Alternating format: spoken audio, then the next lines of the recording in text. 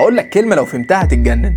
في ناس اقل منك خبره واقل منك ذكاء ومع ذلك سبقوك. طيب ليه؟ لانهم ببساطه قدروا يفكروا زي رجال الاعمال وانت لا. في دراسه اتعملت من MIT بتقول ان الفرق الحقيقي بين الناجح والعادي هي العقليه مش الفلوس، لان ببساطه اللي بيفهم اللعبه بيكسبها. خلينا بقى نعرف ازاي رجال الاعمال الكبار بيفكروا. اول حاجه لما بيشوف حد ناجح ما بيغيرش منه، بل بالعكس ده بيتعلم منه. ما بيسالش هو ليه معاه فلوس وانا لا، بيسال ازاي اوصل للي وصل له. وتاني حاجه بقى لما بتجيله فلوس ما بيفكرش ازاي يصرفها، بيفكر ازاي يستثمرها. العادي بيشوف الفلوس ان هي مكافأة ولازم يصرفها، اما فكر رجال الاعمال فبيشوف ان الفلوس بذرة ولازم تتزرع. وتالت حاجة بيشوف الفرصة وسط المشاكل، لو السوق واقع بيبص فين المدخل اللي محدش شايفه. ورابع حاجة ما بيخافش يجرب، بيفضل يجرب مرة واثنين وثلاثة، وكل غلطة بتعلمه افضل من 100 كورس. وخامس حاجة بقى هو بيركز على تطويره مش على منافسينه، لانه عارف ان المقارنة بتخسر اما التطوير بيكبر. خليك عارف ان الريادي هنا مش اغنى واحد ولا اذكى واحد، هي الفكرة كلها ان هو اكتر واحد فكره شغال